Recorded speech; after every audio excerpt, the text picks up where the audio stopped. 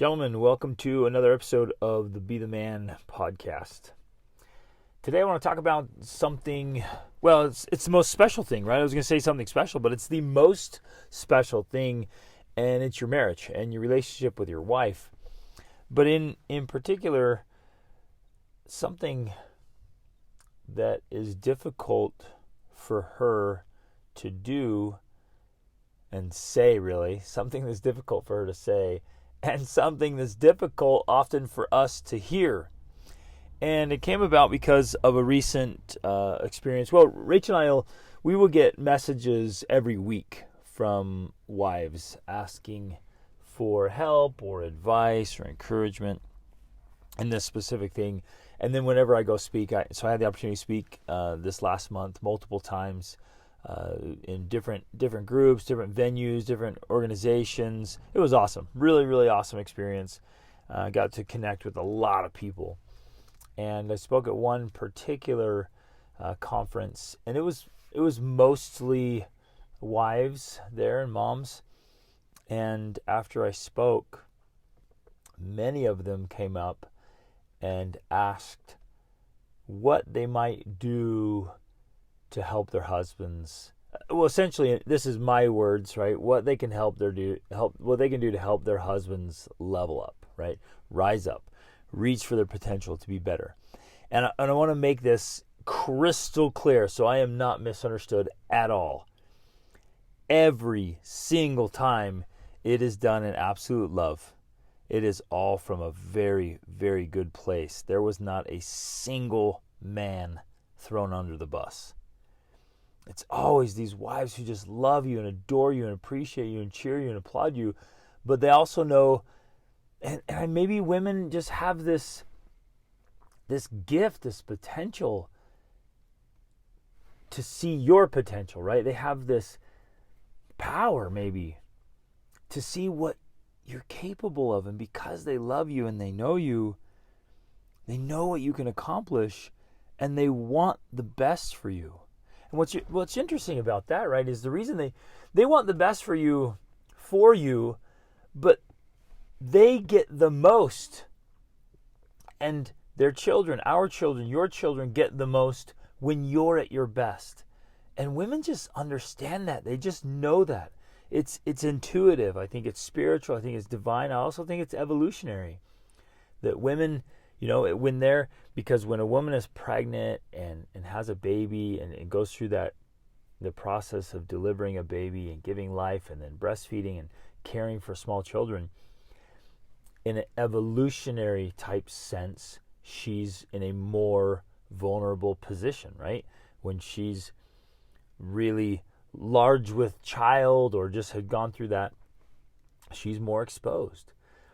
And so she's caring for these children that she's carried and given birth to. And again, this is just a simple evolutionary observation. She needs you to be the best. And when you are your best, and me, I'm myself included in all of this, when we are at our very best, gentlemen, she gets the most from us. Not that she's just taking and taking, but as you often hear me say, the very best thing you can do for God, for mankind, and especially for your family is to be your best self. That's the best thing any of us can ever do, is become fully developed. And as we improve, so too do all the benefits in marriage and family and parenting. So today I want to talk about this and share some of the things that came up and make invitations there to see if that's an area you can improve, but also to ask sincerely, genuinely, what would your wife ask? What is she asking of you or of other people? Women talk. That's kind of part of the feminine nature. It's not all of them, but they talk, and they often are asking their mothers, they're asking their sisters, they're asking their girlfriends, other ladies, they're jumping on social and they're asking. That's kind of this feminine way of asking. Men used to hear like, no, I don't know. Like the iconic guy won't even ask for directions when he's lost, right? But women are that's that feminine way of like, well, I'm going to ask around, I'm going to find out, I'm going to get advice. So the likelihood is she is asking. And again, none of it is from a bad place. It's from a good place. And they're often asking, how can I help my husband? Right? They're not coming up and be like, hey, my husband's a loser. Nobody's getting thrown down or like disparaged at all. Even in some, well, man, I heard some sad stories, fellas. Sad, tragic stories over the last few weeks. I heard it from wives and from children. We just finished leading a big retreat for youth and young adults. And man, I heard some tragic stories about epic failures from fathers. Not cool, man. Not cool at all. And if you're listening to this and you've kind of been dropping the ball as a husband and a father, I want to invite you to draw a line in the sand and step across that line and be the man you know you can be and that you know you must be. And be the man that the husband your wife deserves and the father that your children deserve. You got to level up, fellas. And even in some of the worst, ugliest, saddest stories, even then, the wives were just sincerely pleading through tears, how can I help? How can I be better? What can I do? It was incredible. It was inspiring. And for the most part, there are some exceptions, but for the most part, your wife wants to help you be your very best.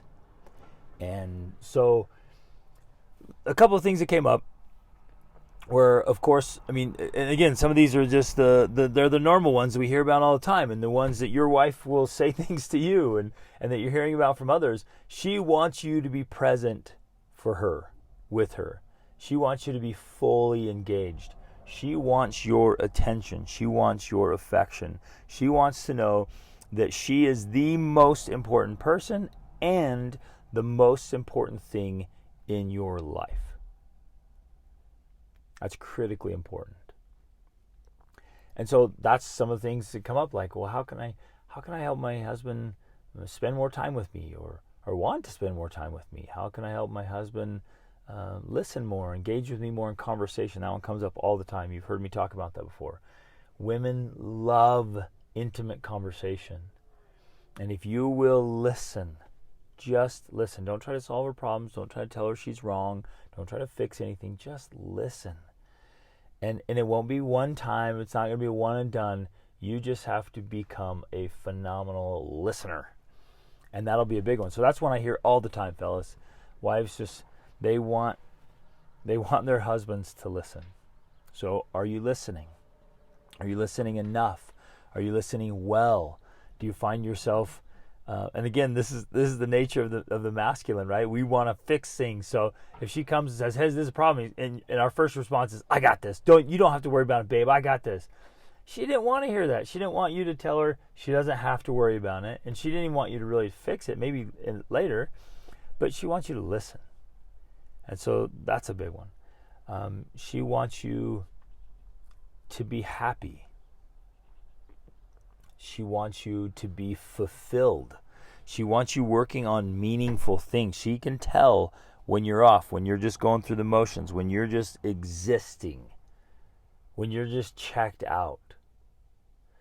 She wants you to not come home grumpy, to not leave discouraged when you leave the home, and not come home grumpy, not go into isolation. She doesn't want you to yell and snap at the kids. Man, that's one I heard in the last few weeks. I've heard a lot of sad stories about dads, well, and moms, but parents yelling at their kids and the trauma that's being inflicted.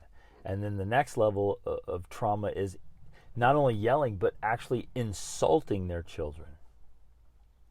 And the tragedy that is. I heard another one that just broke my heart.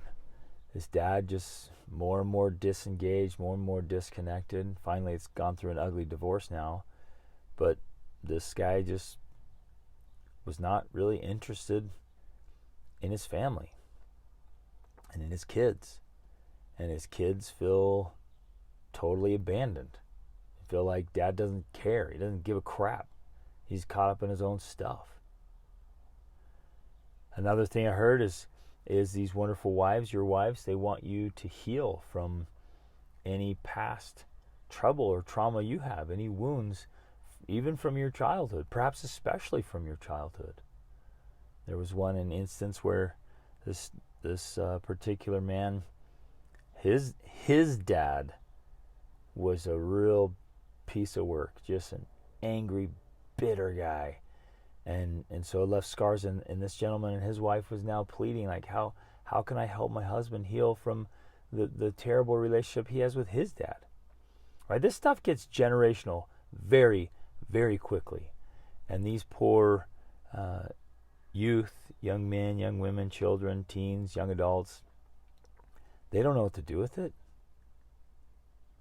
And man, that was one of my commitments, fellas. Like, when I was out on my own because of my dad and stepdads had dropped the ball, we had multiple opportunities for these guys to step up and take the lead and actually care and actually engage. And yeah, it was tough.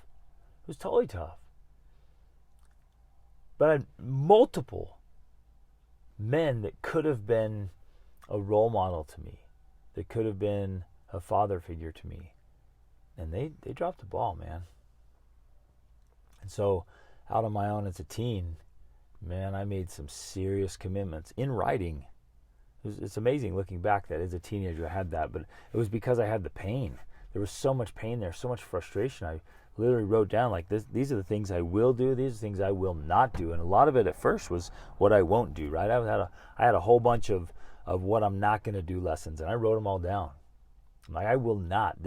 Not on my watch, not on my responsibility. My children will not experience the kind of crap I experienced. And I want to invite you to make that same kind of commitment. And draw that line in the proverbial sand and make those commitments. Set up the systems to support that. Because if you make a commitment and you don't have any systems, good luck, man. That's hard. That's brutal. But set up the system. Set up the accountability. Get the coaching. If you're not a part of the Be the Man Masterclass and Tribe, get in there. And know this isn't a sales pitch. It's the reason why I created this, to give good men the tools and the training and the tribe to be their best self, right? To figure this all out. It's so much easier to do when we have the tools and the training and the tribe, this community to help each other. But do whatever you have to do to get fully engaged. So what else? What else would your wife ask? One great wife was like, hey, how can I get my husband to be more motivated to do work around the house or the yard or the farm? Right?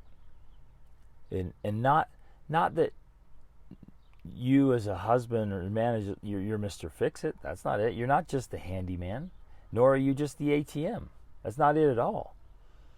But do you have enough self-respect to take care of you and your space and your things? Do you have enough respect for your family that your house and your yard and your cars and your garage and your workshop or your farm looks nice, feels nice, operates well? Or have you just lowered that bar of what you tolerate and you're tolerating just crap? Maybe you think you can, or you just have excuses, or you haven't learned how to optimize your life yet. You're taking care of your things. Are you taking care of yourself? I often get asked, like, hey, how can I help my husband be healthier? Your wife wants you to be healthy, brother. And you ought to want it. You've heard me talk about, like, I have this commitment to stay in the best health of my life for the rest of my life. And I want to extend that same invitation to you. And honestly, gentlemen, if you've kind of let your health go, change it now, starting today, immediately. Get in the best health of your life. Be there for your wife. And because you know this already, it starts limiting your capacities and your capabilities, your opportunities. You start missing out on privileges because you can't do it. Your health starts preventing this. And then not only does it start preventing you from taking advantage of opportunities, it actually starts causing pain and problems. And so then it makes the situation worse. Ooh, man, this one gets me fired up, gentlemen. Don't you ever let yourself go neglect yourself so much that it forces your wife and your children to take care of you. That is unacceptable. Now, if something happens and they need to do that, okay, great. There's no dishonor in that. But if from your own neglect, your own laziness, your own just disconnected apathy or indifference or whatever it is, if from your own actions, your own poor behavior and habits, you force your wife and children to care for you, just to me, that's absolutely unacceptable. And so is your wife pleading that you'd be healthier? Is she wishing you had more energy, more vitality, that you sleep well and go to bed well, have good habits, you wake up, you're energized and alive? Wives often say, hey, how can I get my husband off his phone? How can I get him to leave work at work? I got another one, just a genuine, sincere request, like, hey, we've been in tight financial places before, and my husband needs to work more, he needs to provide better, and he's been stuck. I got this one, says and all caps, amazing, wonderful husband has been stuck for the last couple of years.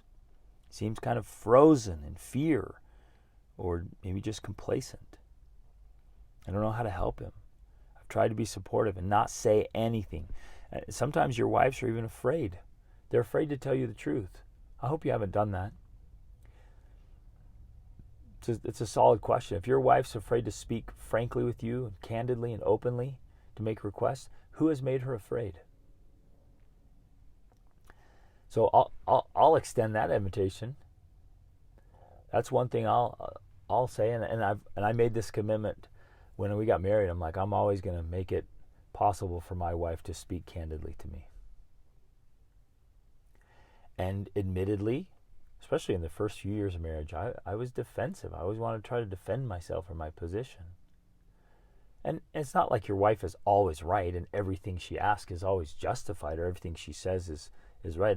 There's definitely a time to defend yourself. Absolutely, right? I'm in no way saying that wives are always right and you're always wrong. I'm not saying that at all. And we could easily do another episode. I'd have to do it with my wife because I'm not. I can't speak to the women for the women, right? But we could easily do a whole episode on the opposite side of what husbands, love their wives and wish they could help their wives do these things. And it goes both ways. But since I'm speaking to you gentlemen today, it's on this topic of, hey, what would your wife ask? But one thing, she has to be able to talk to you. She has to be able to make requests of you. And so this good woman's like, hey, how can I help him? How can I help him get better employment? Improve his skills and his profession. Maybe even do a side hustle or start something. Do something so we don't end up in bad financial trouble again. How can I get this wonderful husband of mine unstuck? How can I help him get motivated? How can I help him start living up to his potential because he's living way below his potential? Man, that one just hurts your heart, right? When you have these good wives, and they have their weaknesses too, gentlemen. I'm not throwing anybody under the bus here. They have their weaknesses, they have their flaws, they have their troubles, and sometimes it's been chronic. Sometimes your wife's her habits or behaviors, or her nagging and dragging, or whatever it is, something there has been off, and maybe it has stopped you. Maybe her problems have caused some of your problems. My invitation today is just to own what you can own. And independent of other people's behaviors or attitudes or habits or whatever else, I want to invite you to rise up, to level up, to improve your life holistically in the major aspects of life, right? Physical, mental, emotional, spiritual, social, financial.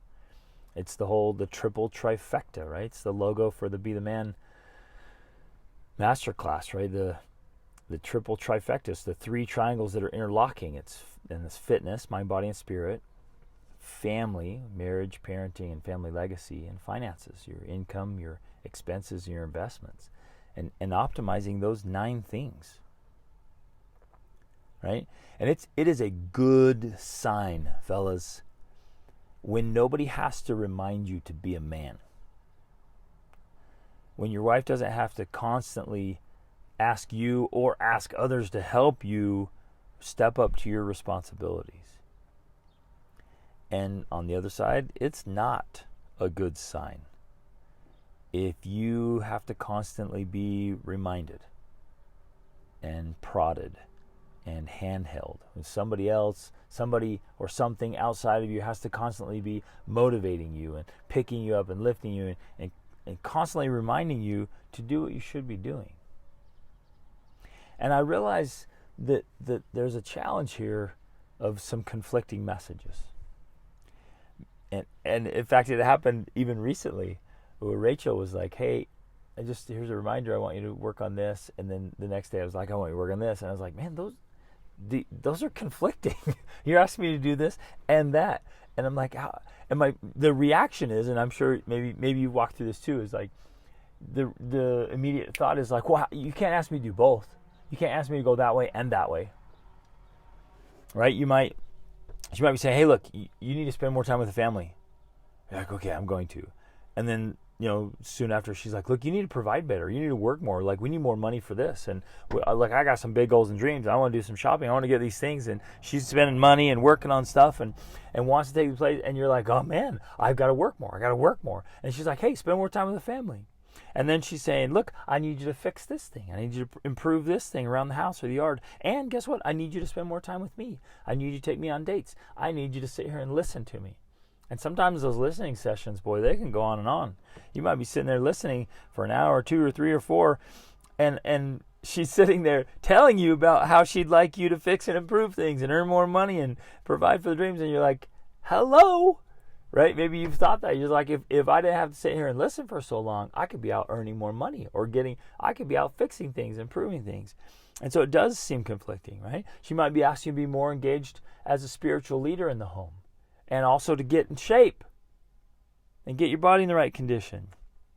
And you might be sitting there thinking like, how can I do this? I can't do it all. And the key is, gentlemen, optimization, right? We can. There are tools, there are techniques, there are strategies, there are things you can do and that I can do. And again, this is why I do the podcast. It's why I have the master classes. It's why we do these live trainings. It's why I do coaching. Because in over 25 years of voracious studying, searching for the keys and the principles and practices to success and optimization and getting our whole lives dialed in, not just part of it, all of it. Getting it dialed in, I've discovered and found and practiced and implemented and shared across 5 continents all kinds of things that just work. And we've got to figure out how to do that so you can do all the things, so you can genuinely be the man. So I want you to ask yourself, and please do some thinking about this and writing. My suspicion is some of these things you already know. Either she's been mentioning it or she's hinted at it. Shoot, maybe she's mentioned it so many times now she just avoids the subject. Maybe you're reactive, but you know it still bothers her. Maybe it's a look. Maybe it's just a feeling. It's cold as ice when you do that thing. I often get requests like, how can I help my husband to get over addictions or avoid addictions? That's a big one. Takes a massive toll on you and your well-being, on the marriage and parenting and life. So what is your wife asking for? And if she did come to me and Rachel to ask, or if she's going to her girlfriends or whatever, mom, or if she's seeking out help somewhere, what would she be asking? What is it she wants you to do better? That would be better, both better for you and for her and for the kids, right? What is it? And spend some time thinking and writing. And if your marriage is in a decent spot and you're in a decent spot and you can humbly in a healthy way ask her, say, babe, What would you like me to do better? And just listen. Don't defend. Don't get defensive. Just listen. Take it in. Now, I'm not making her 100% right. She might have some unreasonable requests. Maybe she does. But consider them. Listen to them. Just think through it. Say, what can I do here? How can I level up? And then you might already know, man. You might already have your own list of things you're like, look, I know in order to be a better husband and father and a better man, I've got to do this, this, and this. So fellas, I want this to be encouraging, not discouraging. I want it to be like a reminder of how much your wife loves you, cares for you, needs you to be the man, and your kids need you, and your clients and your customers and your patients. They need you to seriously step up and be the man. They really do. And so this is a call to arms for all of us, myself included. Like let's see what our wives need from us. And let's see how we can, in a healthy way, not neglecting, self-care and optimization, but in a healthy way, meet those demands. She's making demands of you, man, and they are big. So the question is, how are you going to respond? And I think my perspective is marriage is demanding. And in fact, that's how it ought to be. It's the best way to become your best self, is to have a woman right at your side who cares about you, but who's calling you out on your crap. Who's going to point out your weaknesses and flaws and say, hey, do something about that. Who's going to ask you continually to keep getting better. And the worst thing we do is be like, gosh, just love me the way I am. Isn't it enough? Haven't I done enough already? You already asked me to change something. I already changed it. Can't that be enough? And the answer is no, man. Because you can keep getting better. I can keep getting better. I'm committed to self-improvement for the rest of my life. Until the day I part this world, I'm going to keep learning and growing and improving and refining, becoming a better man. So she is making demands of you. I hope you haven't scared her away from that. And if you have, I hope you'll make it right. I hope you'll bring back her ability and her confidence. And maybe you need to help her be tactful about it. Maybe you need to help her figure out how to say it in the right way so it's not criticizing, it's not condemning, it's not nagging. She's got to have a healthy way to make suggestions and know that you can respond and actually do something about it. So again, spend some time thinking and writing. What would your wife ask? What is she asking? What would she ask? What would you guess? And this might be fun. Write down a few things that you think that she would say, and then go ask her if you have that kind of relationship. Be like, hey, I made a list of things I think you might want me to be doing better, working on. You make a list, and then we'll compare, right? And that might be a fun activity to see how perceptive you are. And it'd be fun. I know I've done that before, right? And I've written it down. I'm like, oh, this is what she wants. And then I ask her, I'm like, okay, I was off on that one. Or, okay, I need a variation. I misunderstood something. But hands down, I think the best thing we can do for our wives, for our children, for our marriages is to see what, and I got to throw this one down here too, because I've been able to work with a few couples recently who are going through either very difficult separations or very difficult divorces. And very often it's instigated, well, it's almost always instigated by needs not being met. But in this particular instance, there's a few times where the wife's needs were not being met. And so you have needs and they need to be met. And your wife has needs and they need to be met. And since we're talking to you today, think about those needs. Understand. And maybe her needs aren't yours. And you're like, I don't need that. Why does she need that? Because she does, man. Don't fight that. Don't resist it. You have needs that she doesn't need, and you don't want her fighting and resisting that, right? You just want her to understand. So look at her needs, and you may not totally get it. Like why does she need that? Man, I don't need that. I'm good without it. Why does she need that? Just try to understand them. Be like, okay, if that's important to you, all right. I know I had to go through that same process multiple times, really trying to understand Rachel. And she's like, look, I need this. And I was like, well, I don't get that, but okay. And it was things that maybe like I didn't understand, or maybe there was a couple things I was like, well, I don't even want to. But I realized it was important to her. So I'm like, okay, I'll just do it. And I'll do it joyfully. I'm not going to do it grudgingly. And if I'm going to do it, I'm going to do it well.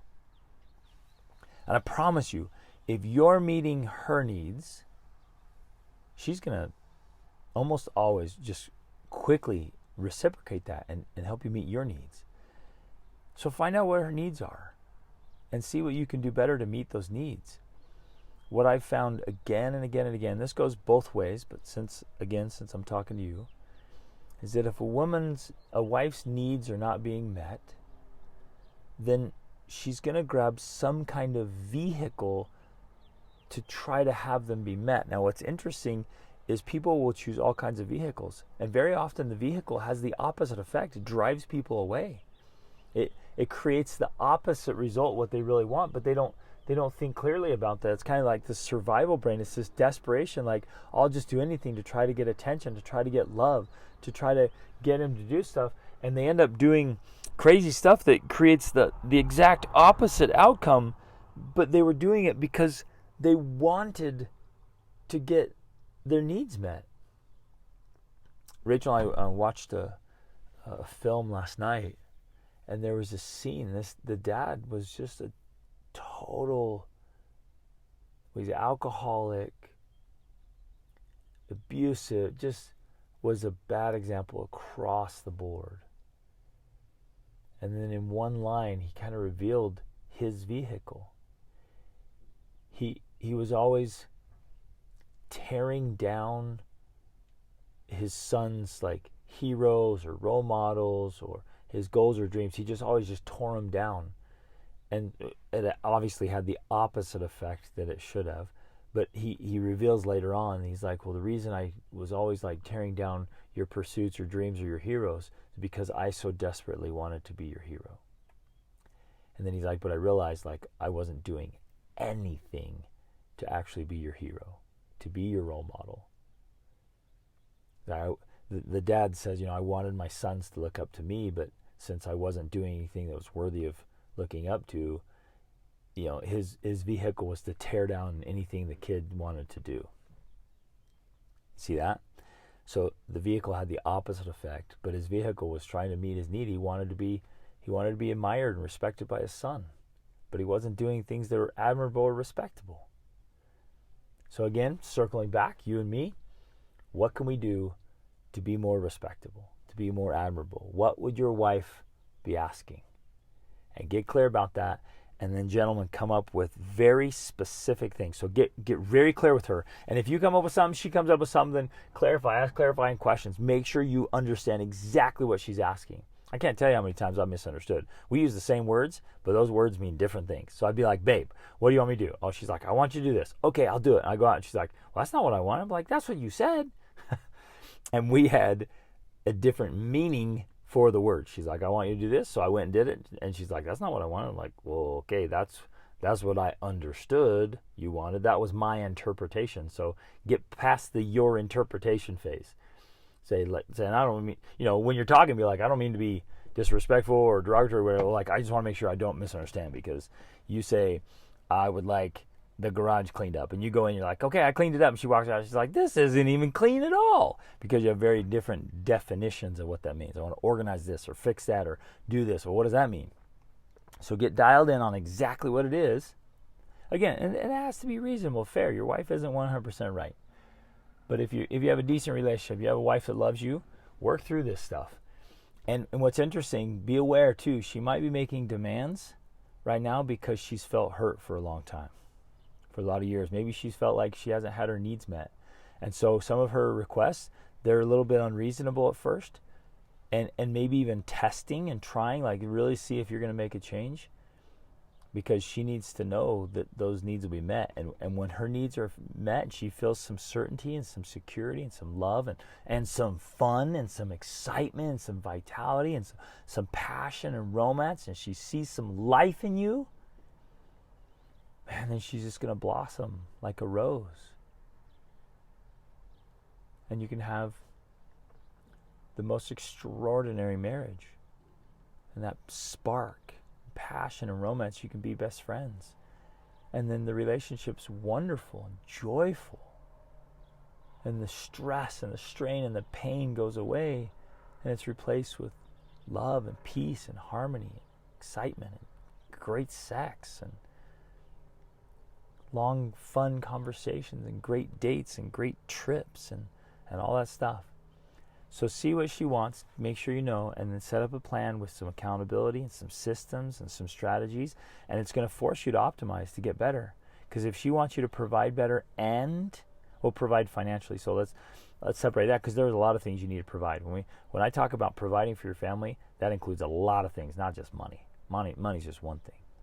But if she wants you to just crush it in the workplace and really succeed at home and in the multiple roles in both of those arenas, and to be healthy and to be spiritual and be engaged with the kids, engaged with her, and to be healthy yourself, mind, body, and spirit, you got to set up systems and strategies.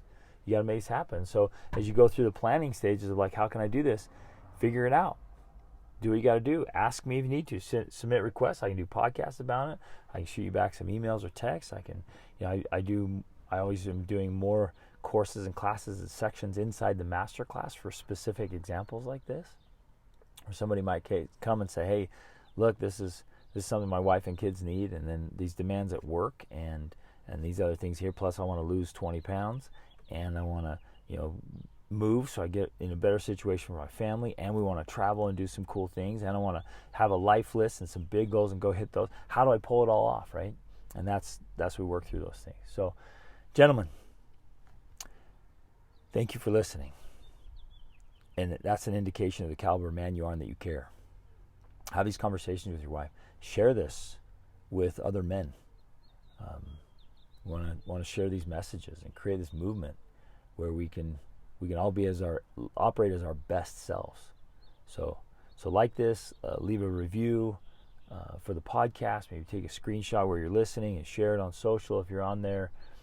Share it with your friends, with your colleagues, with your brothers, with people you know who could listen to this and could, again, maybe your marriage or people you know, their marriage is just barely hanging on. Or maybe it's good, but it could be better, right? And be a part of this movement and this mission to help men be the man. Thanks for being here, fellas. Love you guys. Love this work, this the stuff we're doing to be our best selves in our homes and our families. It's the most important work there is. So get after it. Make it happen. Be the man.